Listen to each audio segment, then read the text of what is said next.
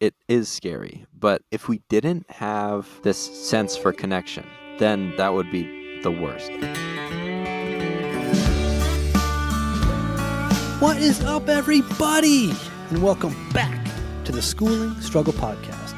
It is our belief that the only guarantee in life is that we are all going to struggle, and how we choose to embrace our struggles is what empowers us to become the best versions of ourselves. My name is Pete, coming to you from Heartland, Vermont, and with me is my friend and co-host Todd T-Rex Ellis. What's up, Todd? What's happening, Peter? Got my vacuum cleaner working for me. You're so excited about the I am excited. Right before we hit record, Todd was showing me on his phone that his vacuum cleaner was in full cleaning mode, and he's just grinning from ear to ear. So yeah, I love that. Good use of technology there. There you go. Hey, a third voice chiming in from the cheap seats. I want to introduce Mr. John Cassell. And the rule for the podcast is that no current students of mine can come on the pod. But once I graduate, it's fair game. And I really, really wanted John C. to be the first alumni to jump on the podcast with us and have an awesome conversation. So without further ado, even though we've heard his voice, what's up, John C.? What's up, Peter? My name's John Cassell. I am also from Vermont native. And I recently graduated Hartford High School, and I'm excited to be going to WPI in the fall. And yeah, WPI, Worcester Polytechnic Institute. It's just a college in Worcester, Mass. Yeah, pretty excited. I'm going to be an engineer, if anyone asked. Nice. What type of engineering are you interested in studying? Probably mechanical. So, yeah. So mechanical engineers build and design what? So we're doing stress analysis on, like, we could do structural components of airplanes or bridges, and it's basically like what materials to use, and from what I understand, the design around something like that. So has nothing to do with what we're talking today about. Well, could be. There could be some technology stuff in there. You never know. Yeah. When I'm going to share when I was in when I attended high school for a minute. It was one of my most fondest memories. High school, actually, in 10th grade, we had an applied science kind of woodworking / metalworking / auto mechanics shop, and there was a teacher there who was an engineer, structural engineer. I think I'm not sure if they're a different discipline or not. And we had to build a suspension bridge out of nothing but glue and 1/4 inch by 1/4 inch square stock and see whose would hold the most weight. And I did not win, but there were some amazing bridge designs in there. And when you said that, I thought, oh, yeah, bridge testing. I've seen that happen. So, yeah, go forth and build strong bridges, John C. I was curious in asking you about what your perspectives on technology are, and how you've evolved with technology and the impacts that technology and social media and all these things we have now have had on your life, and comparing that to mine, because obviously I'm a lot younger. I'm a tech native. So I wanted John C. to be the first former student of mine to come on the show, and we've been planning and kind of having informal conversations for a while about what we talk about when he came on, and I just said, what do you want to talk about? And he sent me a nice lengthy list a week or two ago of all these really cool different topics, and I said I would love to dive down deep with all of those, but really one show will probably just be one of the topics. Which one would you like to pick? And exactly what he just said. He said, I'm fascinated by the fact that technology kind of plays a role in everyone's life, and I'm curious to know how it plays a role in your life and Todd's life, and comparing it to mine. And John could speak a little bit more to this, but he is a very humble human being, and he won't bring up the fact that he's accomplished some really, really cool things in his time on this earth. So I'll bring it up for him. But I know just from the outside looking in, I know that he's built a computer. I know that he's built a 3D printer. Didn't you build like a Bluetooth speaker that had wheels on it? Yeah, I built a portable Bluetooth speaker out of like a bunch of speakers from the Listen Center and some car parts. So yeah. It'll knock your ears out if you're wondering. The Listen Center up here is the thrift shop. Yeah, I just think it'd be a really cool conversation. We got to talking on John's porch the other day when I went over to drop off the microphone, and we started to kind of head down a rabbit hole of what I thought was really good conversation. I was like, we need to put a stop to this so we can have it organically over the microphones. So, and the last thing I'll say before we kind of launch into it is just what we shared about John. He's grew up with the internet, and tech has been an integral part of his life since coming out of the womb, where not so much for me and not so much for Todd, but Todd has immersed into a career that is really tech heavy, working for Microsoft, one of the tech giants. And I'm really curious to know the different perspectives we have on this. I feel like Todd and I often will badmouth technology, and particularly cell phones. But just like in the last episode or two, when Todd was talking about how much he's loving his automated vacuum and how it's changed his life. Go Robo.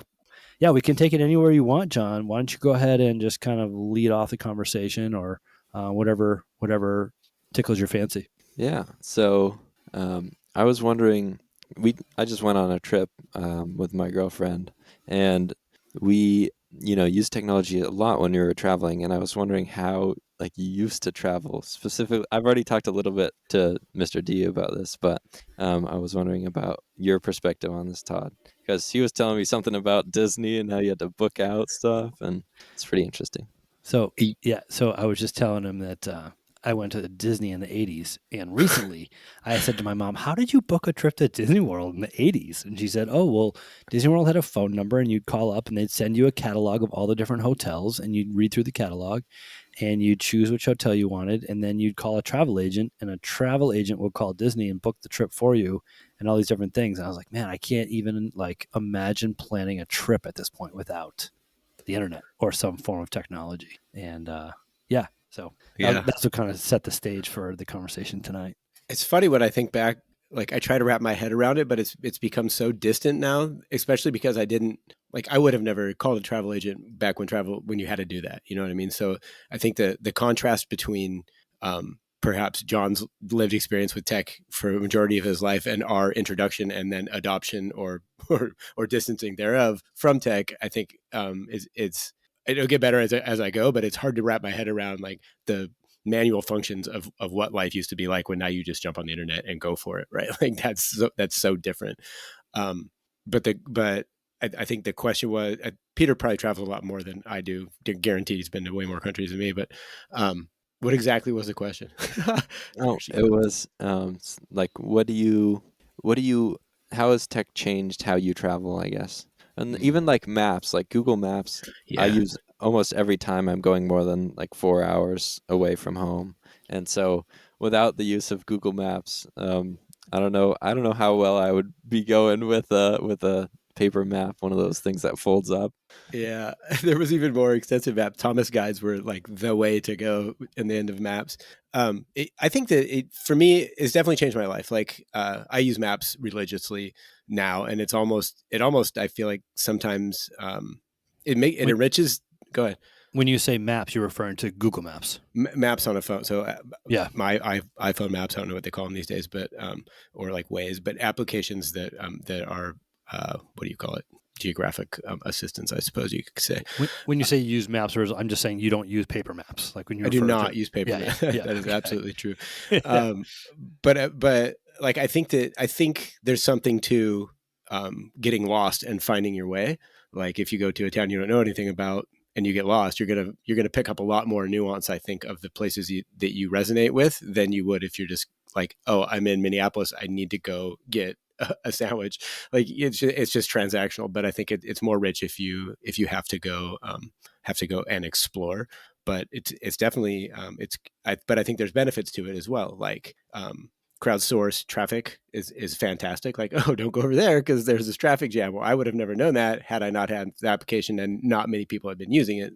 So I think there's ups and downs. But as far as travel goes, I couldn't imagine not being able to book a flight online. I don't even know what that would be like. Like Peter was saying, if I want to go to a cruise, I don't know how to get the connections. I feel like it would just be more laborious if we didn't have technology in that aspect.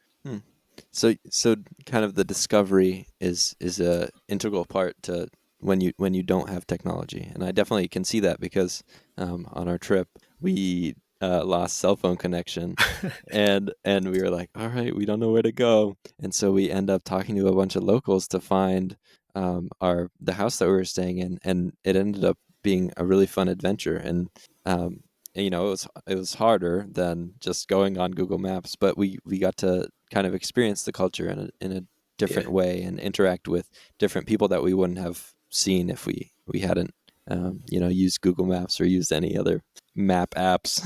Yeah. So It's I funny can with definitely see that. technology too. It's like the add-ons that come with it. Like, say I'm in a different country where I don't speak that language. Suddenly I have a translator in my pocket, right? Where before I just bumble my way through trying to have a conversation just to find the bathroom, right? And then there's also a layer. I remember when we went to London, and my cell phone, like you have to do all these functions to get your cell phone to work there on a different carrier. And I remember like the amount of anxiety thinking to myself, I'm not gonna be able to find my way around here, or I won't be able to have a rich experience, like navigating all the different spots because I can't have my cell phone. So I think there's negatives and positives to weigh, just in the fact that I was like, this has to be our first thing. And it didn't really have to be, but I was so tied up to having that it just became like this, this ordeal. So yeah. Now, as a parent, having the perspective that's changed since I have become a parent is really fascinating. So my very first international trip was to Brazil. My college roommate was from Brazil, and I went and stayed in a very affluent situation, and that was that, and that kind of opened my eyes to international travel. And then one of the next big trips I did was just over 2 month backpack of Europe, and this was pre-internet. This was like, I didn't bring a digital camera on this trip. It was just like an old school camera with film, and I humped it around with me wherever I went. And just the fact that, like I said to my parents, all right, I'm peacing out. I'm going to Europe. I'll call you when I call you. And they had no clue what country I was in. They had no clue where I was. They had no way of contacting me if I was ever like abducted. Nobody would ever know what happened to me. And now it's just like parents can just stay so in touch with their kids, to the point where you can look on a map and see where that kid's phone is at all times. And I just think that's so different. Like, my parents just kind of putting their trust in me to just go over there and make smart decisions. And I could spend the rest of tonight talking and just giving examples about, hairy or sketchy situations that I was in, and you just kind of have to work your way through them. And it's definitely a biased point of view for sure, John, but I'm so grateful that I grew up pre-internet, for so many reasons. But the travel was so different and so adventurous, and you'd get to a town and like you couldn't have pre-booked anything. So like you walk around from hostel to hostel and see who has beds. And then you say to the hostel owner, where's a good place to eat? And they'd recommend a place down the street. And there wasn't, any of these TripAdvisor or anything. Like, you just kind of had to figure it out. And I'm grateful for that. And then the other thing that I just wanted to add, and this is kind of related to travel, but this happened to me a number of times, is I'd say to my friends who lived in Boston, I didn't live in Boston, so it's a 2-hour ride for me to get to Boston. I'd be like, all right, let's meet on the corner of this street and this street. So I'd be driving through Boston with maps in my lap by myself, looking down, looking up, like so sketchy, trying to find the places to turn off Commonwealth Ave. And if you've ever driven in Boston, like every other street is a one way. And if you follow all the traffic rules of Boston, you're never going to get to where you need to go. So you have to like make U-turns in places you're not supposed to make U-turns, and take left-hand turns you're not supposed to take left-hand turns. And then you finally find the corner and you can't find a parking spot. So you have to park 2 miles away from the parking spot. You park with your maps. You're walking through the city. You finally get to the corner, but there's no way of communicating with your friend. So maybe they're 2 hours late for whatever reason, or maybe something happened and they couldn't come at all. And there's no like just quick text to check to see where you are and see when they're going to be there. Like I had an instance where I was dating a girl who lived in the Netherlands, and she was doing a study abroad. And before I left, she's like, all right, when you get off the plane, get your baggage, and there's a big Heineken sign, and I'll meet you underneath the Heineken sign. Perfect. So I got my bags, I went under the Heineken sign, and I waited and waited and waited and waited, and she never showed up. And I was like, what is going on? And then I look kind of down the corridor, and there's like 15 Heineken signs. So I just go underneath each Heineken sign. I finally found her, and I was like, oh, you're under this Heineken sign? I was under that Heineken sign. So it's little stuff like that that's like what, like maybe minor inconveniences now that were like a major big deal then. And I think if nothing else, the technology saves time while traveling and makes it more efficient, but it also takes a lot of decision making out of the process, which is kind of the beauty of the challenge or the journey. Yeah, like even with TripAdvisor, which you mentioned, like all the people are going to the same restaurant and experiencing the same thing. Whereas if you just walk around and kind of ask locals or ask whoever what the best places are, then and I guess that would probably be a better alternative, because you're actually experiencing what the locals like and how that's like how to embrace the culture really. So yeah. I agree with you on that. And I was wondering, because I know, Todd, you mentioned, like, I don't even remember before tech came around, like it's just always been going to my phone or going to the laptop.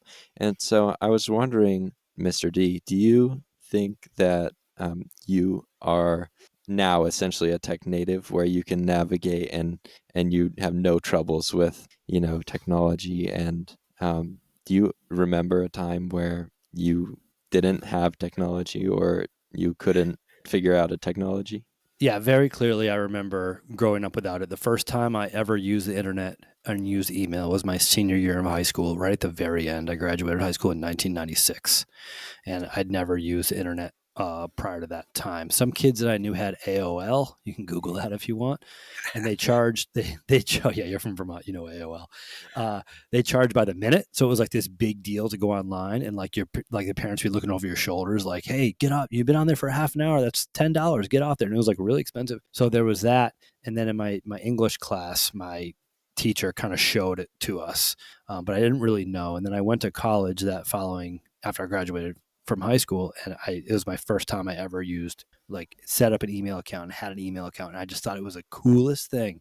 I could go on there and email my friends that were at different schools and wait for their responses, and then I'd go check my email at the computer lab. You didn't have laptops, or certainly not, there wasn't any email or internet on any phones, and it was kind of an exciting time. And I think for me, I'm a Luddite in a way, and a Luddite is someone who kind of resists technology because I feel like it really takes away from personal connection in many ways, and that bothers me. It bothers me that I have a class of students, and when class starts, they're all on their phones instead of making connections and talking with one another and getting to know the kid who's sitting next to them in a class. I have a hard time with that.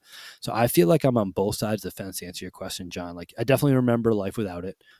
It's ingrained in my life now, and I try to use it in ways that are positive, but I struggle with it. Not just technologically speaking, I need help with stuff, and I certainly do, but I also struggle with if we're giving our life over to something. To me, it doesn't matter what it is. If it's caffeine, alcohol, technology, whatever that thing is, once that starts to kind of have precedence over a lot of our decision making in our day and our actions, I think that's a scary thing, regardless of what it is. And I think technology, basically, our culture is completely cool with it just kind of being this wave to come in and take over our lives in a way. I know it sounds kind of too far, but that's kind of the way I feel. So you said it was kind of like a culture thing. So not necessarily that technology, because over the years we've had several different things that could have been, you could have gotten fully absorbed in them. Like you can have addictions to anything really. Whereas the culture is, it's okay to be addicted to social media, or it's fine to scroll on TikTok for 2 hours and stuff like that, which I don't know if all the kids my age would necessarily say that's true, but I like. Do you think that?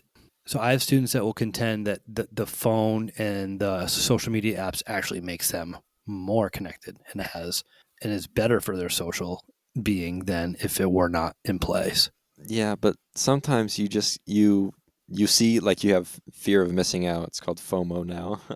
But it's you see what everyone's doing, and it's overwhelming because you wish you could have been to that party, and that stems a whole thing of jealousy and stuff like that. So a large amount of awareness can be good, because you can see if somebody's hanging out at the rope swing and you wanted to go down there but you didn't want to go without a friend. That's great, because now you can meet at the rope swing. But if everyone else is invited to a party you're not invited to, and you don't know where it is, then there's no way you're going to that party, and you have fear of missing out on the party, and you're kind of just sitting there oh, I could have been to that party, but I can't go, I wasn't invited. So I think that's always been a thing, though, right?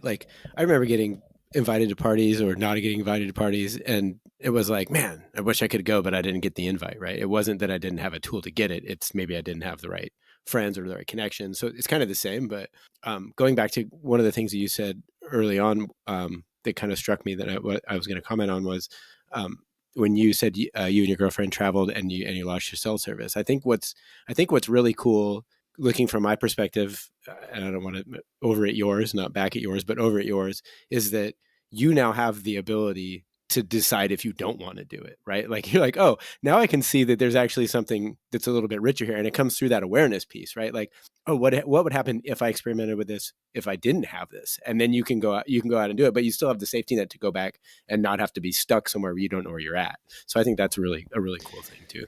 Definitely. Like, to add on to that, so we chose not to get like cell phone plans in France, partly because we were on a budget, but also because we wanted to be present, we wanted to be there. Yeah.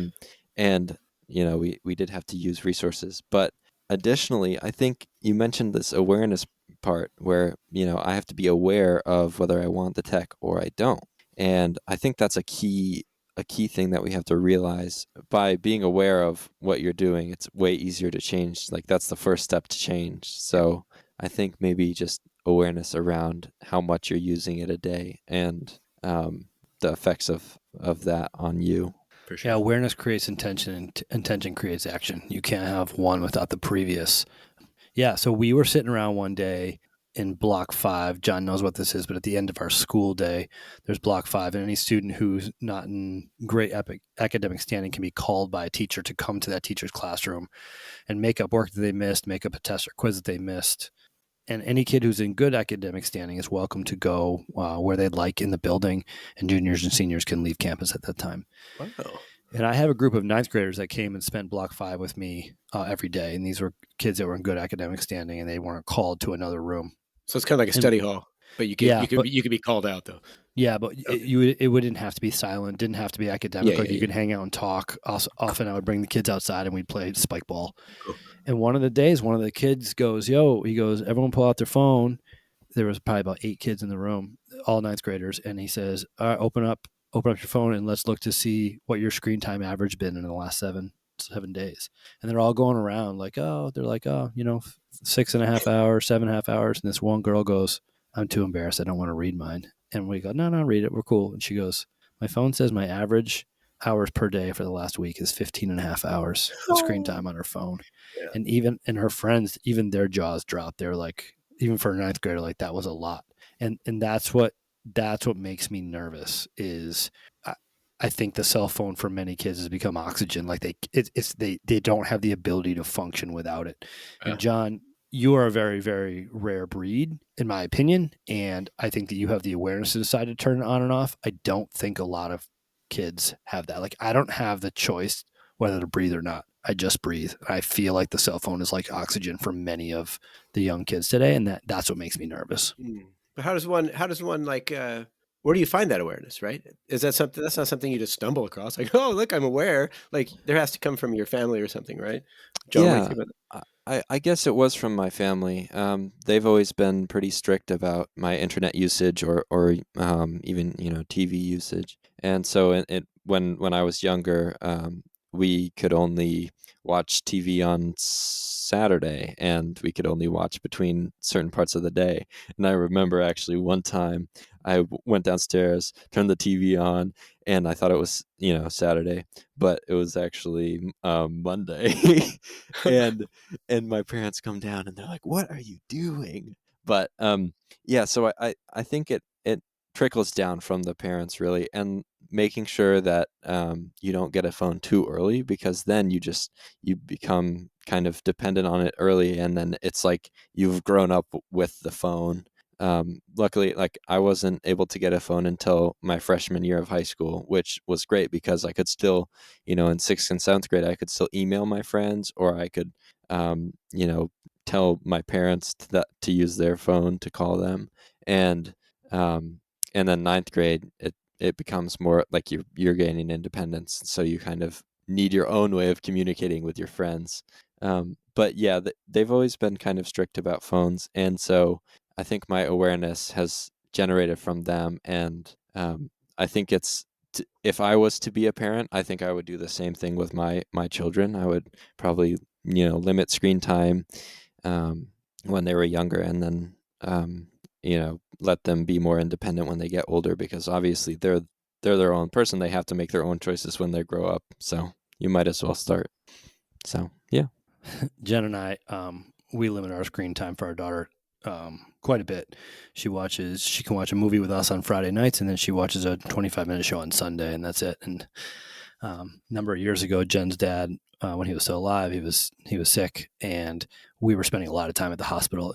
LJ was 2.5 or 3 at the time, and we were calling neighbors and friends that could watch her while we were spending lots of hours at the hospital. And I remember I dropped her off at our neighbors one time, and there was an elderly couple, and they were great. And she walked in, and they said, "So, what would you like to do?" And she said, "Oh, I don't know. I like to play games."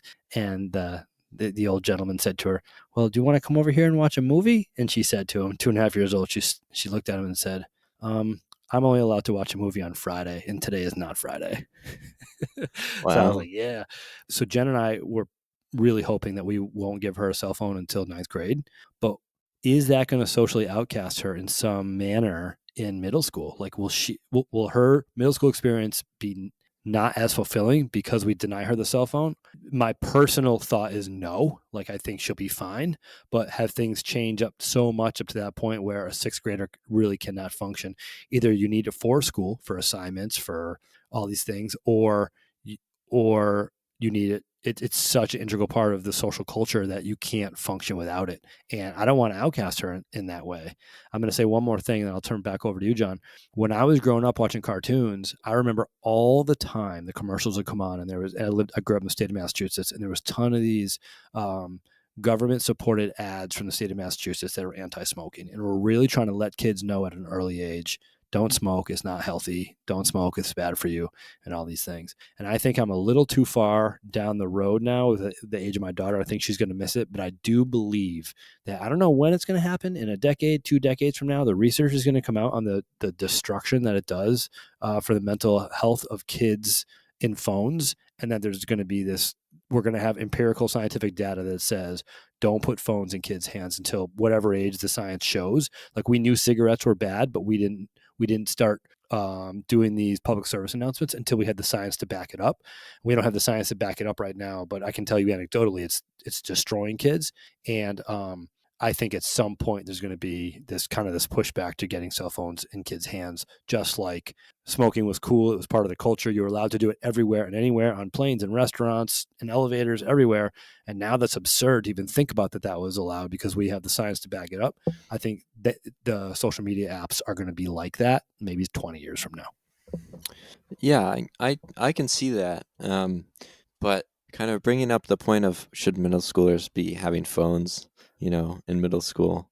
I personally don't think they should, but there are also like bigger issues now in middle school. Like when I was in middle school, all my friends were vaping, and I was like, "Why are you doing that?" But and like to me, that's a lot worse to your health and your long-term health than being on your phone. And so, but like I guess the habitual nature and starting at a young age, definitely. Like I don't think kids should be using phones at young ages.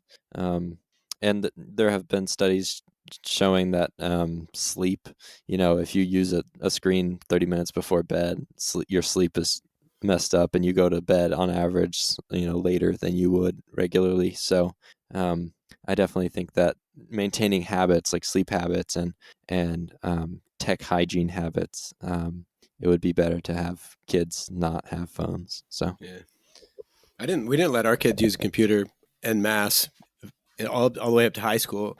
And I remember when the teachers they would assign an assignment and something, and it would involve a computer or looking something up on a computer. And I would tell them, go back to school as the Microsoft employee, go back to school and tell them you don't have a computer or you don't have access to a computer. And some of the teachers were like, oh, okay. Now I have to think about a way to a different lesson plan because not everybody, like, it would check them. And then other teachers would get outraged. Like, what do you mean you don't give them access to computers? And I'm like, well, I mean, if you want them to go to the library, then you give them a bus pass. You know what I mean? It's like, you can't change your expectation just because culture moves along that everybody's going to be at the same pace. And so when we were talking about the teachers, I thought that it's good to be, I guess the theme I'm thinking overall with this tech conversation is it's good to be able to challenge the norms to make people think about the way it used to be, and to add that awareness that it's not just commonplace for everybody. We're very privileged in this country to like you go to India, or maybe that's not a good place, but like anywhere in the center of Africa, or all kinds of places, they don't even have access to any of this. And so it's like, well, what would you do if you got there, and how can you expect those people to adopt the same thing that we're doing, right? That's where my mind kind of goes. Yeah. But here's how ingrained it is in the culture, Todd. Do you know what the schools have done to remedy that exact situation? No. At least in Vermont, it's a one-on-one initiative. Every kid in our school gets a laptop the day they walk through the door. Well, there you go, right? So, I mean, if you can fund that, that's great. But I mean, I think there's still merit in go back and figure out a lesson plan that doesn't involve a computer. Me and my friend Bill, he always laughs about this, but he'll go to a store like I don't know, anywhere they have computerized, machines for taking your money, which is everywhere now.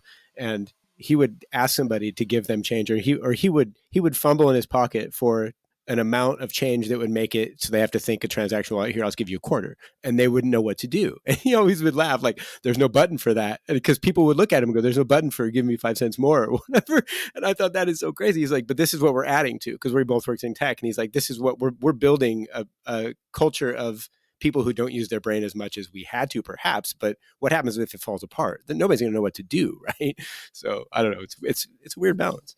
Yeah, you mentioned like how people are using their brains less and less for stuff like that, and I think that's gonna be seen again with AI and this new generation of AI, and how we can just have AI write papers for us and kind of do assignments for our school. And it's interesting to see how AI is also a tool, but in a different way. It's very, very powerful, and it's kind of, you can't really access it like you can access a phone, where you have it physically and it's always with you. You have to actually be on your phone. So I guess kind of seeing how AI is now like a phone, or maybe it's the next phone for us, which is kind of interesting. Yeah, don't get me started on AI. No, I want to get you started on AI, honestly, because I know nothing about it, and all I know, well, I know very little about it. Yeah. But what really sparked my interest, and I shared this with John on the porch the other day, is when the other last episode, when I asked you about your investment strategy, and you said, well, if you want to make some money, invest in AI, and you're like, ethically, I don't know how I feel about that and what's going on, and that was like, ooh, that could be an episode down the road for you and I. But so I do want to get you started on AI. Yeah, I don't know. We don't have long enough, but here's the thing. And I think I've told you this before. When I started getting into computers shortly after my son was born, so 96, 98, probably the same time as you, when I was like, oh, Earthlink and American Online. It was a little bit later than that. I remember thinking, nothing good will come from this, because I'm already sitting in front of this thing waiting for these ridiculously slow speeds to send me an email, or to send a picture. It's just exponentially speeding up, and now we're at a point where, and we've talked about this already, and as John hints at, all I have to do is have a portal to ask the computer a question, and now kids are believing what they get back. Like, there's no research and there's no ethics, right? So there will be attempts at ethical AI, and I'm sure that will always be an ongoing thing. But as long as you have the same people who get 15 hours a day on a cell phone, they're going to have a portal to ask AI whatever question they want. And if they haven't been so schooled, or they haven't been guided in a way that says, no, you actually need to question that, they'll take the answer as gospel. That's where the things actually become problems, because something is, entering the data lake and asking a bunch of questions. It comes back with something that may or may not be true. And then suddenly that gets spouted again. And then it becomes truth through the social media, through that, right? Where the ethics for me come into line are noting what I was talking about, was that if we don't put those guardrails in place before we start monetizing this, like we're already done. I mean, we're making billions of dollars, right? And the things that I choose to invest in are things that will make me money, but that's short-sighted, because I'm kind of banking on the downfall as you know what I mean? It's like a doomsday bet. It's like I'm just, and so I don't know. I don't know where it's going to end, or where I hope it's going to go. I just need to get enough money to get out and, do my own thing. But I have a hard time with that. And I have a hard time with the ethical part of that. In the Microsoft layoffs, they took in complete swaths of AI ethics teams, organizations, and just gutted them, as if to say, I don't know, it's making lots of money. We'll have to look at that. And I just think that's responsible computing. So I can go for days, but I love hanging out with you. You can I go won't. for days anytime you're with me. But drink my John, tea. as someone who's kind of entering the workforce now and about to take the kind of the next step in your life and your journey, what are you thinking about the role that technology is going to play in your life, in your career, AI, any of that? What are you thinking? Yeah. So already I've introduced a couple teachers to AI. Shout out Miss Halucci if you're listening. Very Um, nice. but I was talking to one of my teachers, and she's a French teacher to me, and I was like, oh, you could make these sets so easy with AI, and so as a tool, it's a really powerful tool because you're able to type a prompt like, oh, make me a list of French words about food, and it will make you a list of French words about food and their translation. And obviously, you have to check that, as Todd mentioned, like you have to make sure that everything is factually correct. But moving forward, I think AI is going to be a more predominant part of my life than um, either of yours. But I think for me as an engineer, it'll probably be with designing things, because as of now, you can do generative AI design for different structural parts of things, and if we want this load on this place, make me the best design for that. So I think it will slowly ramp up from being, oh, we're designing parts and we're designing small things, or the AI is designing small things and parts of assemblies, to AI eventually becoming able to design assemblies. But that's probably 20 or 30 years out from now. And so I don't know what my role in society will be by then. But obviously, when something takes your job, there's always jobs to manage that thing, or other jobs to aid in getting money, I guess. Do you think you'll know Uh, it when you see it? Do you think you'll know when AI is capable of taking your your livelihood? Um, I think, well, I guess if my pay goes down significantly because of this, because of AI, or like, I get fired, then obviously it's able to take my job, or able to do it, 90% of what I could do it. And you only need one person for every 10 people Yeah. to make a design that's applicable. But I, I'm not really concerned, because I know that people have already shifted through it, like evolution throughout the centuries. Like people have had to adapt to different Nice. things. So we're obviously going to be okay, because people are fine using computers now for teaching, and people are fine using things in the past for like the Industrial Revolution. People are fine with making clothes and all these commodities that we have now. It's just common. I don't think it will be um, too harmful, Yeah, nice. It's a good That's a good outlook to. but of course it could be. Yeah, but there's always a chance. it's a red flag for me when the first word of anything is artificial. You For mean me, like that's flavoring? We don't do that either. like anything, intelligence, flavoring. Yeah. I was reading something, and somebody was predicting that the travel industry is going to have a major shift. They I don't remember what they said for a time frame, but basically the people are going to be willing to pay a premium for authentic experiences. Yeah. So if you think of like going to Disney World, where the entire thing is truly, every piece of that is fabricated by human hands, versus going to a waterfall in Iceland, right? And there's going to be more and more fabricated experiences available to us, many of which we can access without leaving our houses or even without leaving our desk, and fewer and fewer options to really experience authentic experiences, so that people are going to be seeking true, authentic experiences being not fabricated by man. I thought that was a really interesting thought. Yeah, this is something I've struggled with when I traveled, because you mentioned like being in a place, physically being in a place. Like it's always more interesting than being, just looking at it on a screen. But when I was in Paris, I was like, oh, there's the Eiffel Tower. It's not that interesting. Like, like when I actually went up to it, I was like, "Oh, I know all these facts about it. I know what it looks like on the internet. Do I really need to be here?" And like that's something I think Mhm.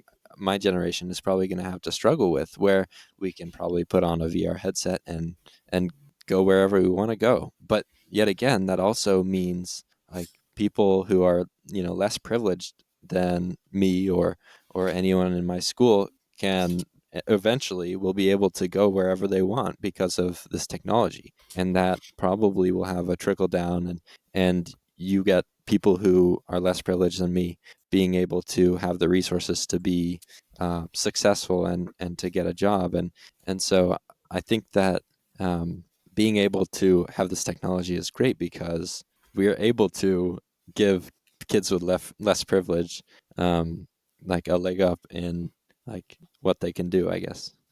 Growing up, my father always said to me about money that money makes a good thing better and a bad thing worse.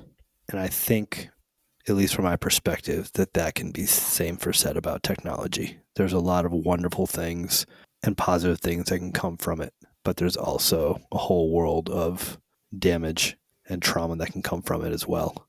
And people coin me as a fairly positive dude, and I'm grateful for that.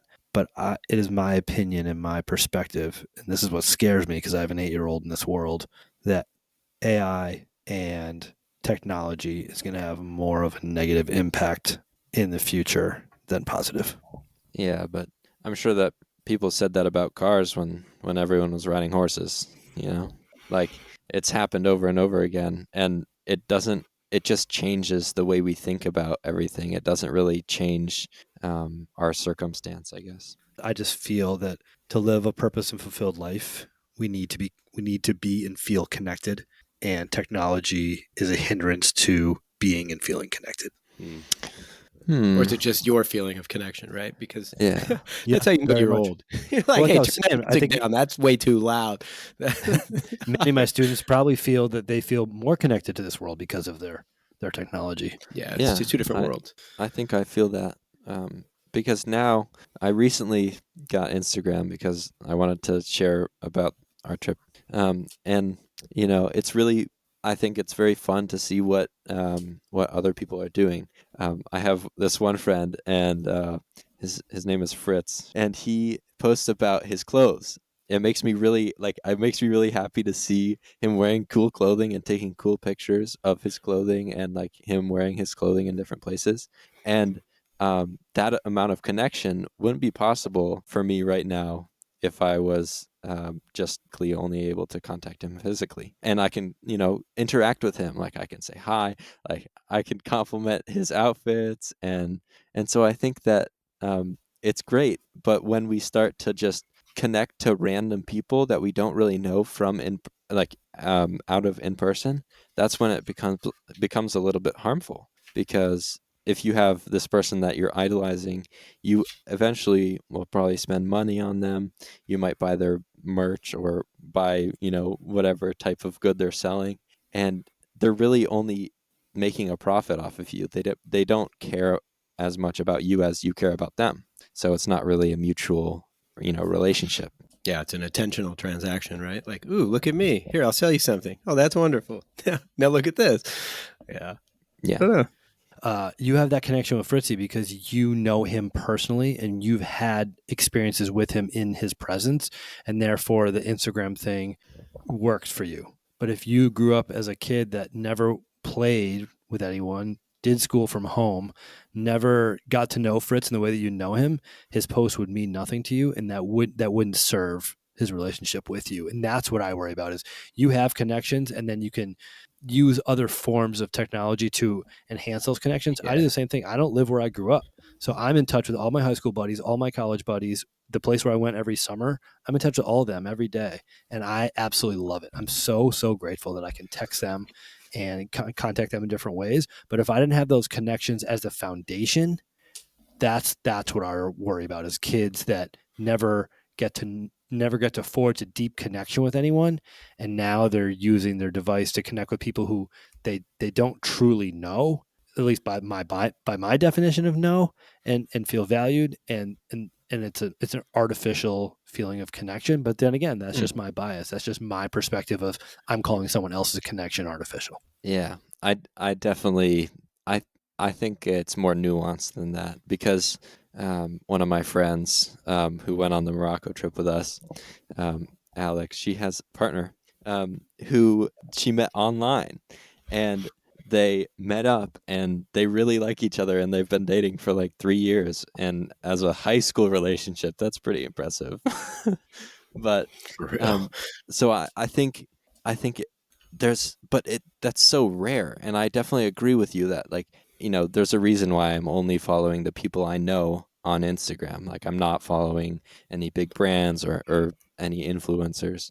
And yeah, it's kind of interesting how some people can do it. And she found that person because of some weird circumstance where she was online and she was in a very small niche like music listening group, and so it's not necessarily the same as being in a very big pool of people and you're meeting random people. So I don't know, but I really don't know how I feel about it, because it's kind of safety. Like, if you're going to meet this random person, you don't want them to be a 42-year-old and in boxer briefs, like with pizza in their hands and downstairs, So I heard this just yesterday on the radio. My boy John Tesh said, fact, 2/3 of people on dating apps are in relationships, including marriage. So he was just like, hey, just letting everybody know who's on these dating apps, giving you a heads up. If you're single and you're looking for someone who's single, 2/3 of the people that you might connect with are in a relationship and quite possibly married. Just giving you a heads up on that. Thought that was interesting. wow. You got to get John Tesh on the show. I prefer John C. Yeah. This is something I could go on for hours. And I am pretty passionate about. I just worry that we're losing human connection, and that human connection is the fabric of what makes us human. I just get nervous about it, but I also am, as you both know, putting a lot of time and attention into what it is that I have a control over and what I don't. And I've come to accept that this technology thing it's here, and I just have to navigate it. The whole basis of this entire podcast, right? Navigating struggle. And I just have to navigate it with what I have control over. And I'm okay with it. I'm not resisting it. I'm not interested in a lot of it. And a lot of it scares the crap out of me. But like, I fully accept it, and I'm cool with doing the best I can to navigate it. But I am scared as a parent. Yeah. I agree. I think that it's very, it is scary, but if we didn't have this sense for connection, then that would be the worst. Because if you think about it, we're always going to find what we need. Like, I think it's intrinsic to stay connected with people. And unfortunately, when you try to find connections online, or the higher suicide rates in younger people because of technology, like, that's something I struggle with. Because if you're trying to find connections online and that's all you do, I don't know if that's good for you, but people find what they need eventually. So yeah, I agree. I like that you agree. Hey, thanks. I violently agree. How about that? Wow. Ready to go to war for It's your an angry opinions. yes. Forgive me if I shared this in a past episode, but I think this is fascinating that these are studies out of Ireland starting in 2012, when over 50% of high schoolers had smartphones. They started to see some statistics changing. Physical episodes such as car accidents, fights, different stuff that kids get into in high school in their rebellious years, statistics of those started to drop, with more than half the high school students having smartphones. And what started to go up was reportings of anxiety, depression, stress, and these types of things. And I think that's a really interesting thing. So what I extrapolate from that is kids are going out less and doing physical things, less parties in the woods, less driving fast, less having physical altercations with one another because they're in the same place, and more time maybe at home on their screens, comparing themselves to other people's lives, and developing a higher level of anxiety, stress, depression, and these types of things. And I see it every day in high school. I see it every single day. We'll hire a new mental health clinician, and they will be booked up in a week for the rest of the year. Just like my dad said, I think a lot of good can be gained from this, and it's my role to use technology in a way that can positively enhance my community. Yeah. And I think this podcast is a great example of that. If it were not for technology, Todd and I would not have a friendship. Yeah. And not only now do we have a friendship, we host this podcast, and the entire premise of this podcast is I want to be able to continue to be the teacher of kids who are in my class that are no longer in the school. And now they can access me once a week through this podcast, and that's all based on technology. So I'm a hypocrite in many, many ways because I am accessing it for a better something, and I'm also pooping on it often, and I just need to be aware that I am a hypocrite and I need to do the best I can with it. Yeah, and I definitely also see it as a tool mainly for me because I've recently torn my ACL, and I'm able to go into wormholes about different topics that I might want to be interested in, like working on a cruise ship, or how things are built, or the architecture of Chicago, and I'm able to do all this stuff because I can look people up on YouTube, and I can watch informational videos about whatever I want. So I think it's a great repository for knowledge, and will continue to be, a great resource for the people who want to use it as a resource. So, yeah. It'd be a great future episode. Name the last 3 wormholes you went down online. I've gone on some really good ones recently. Yeah. Summer me too. vacation.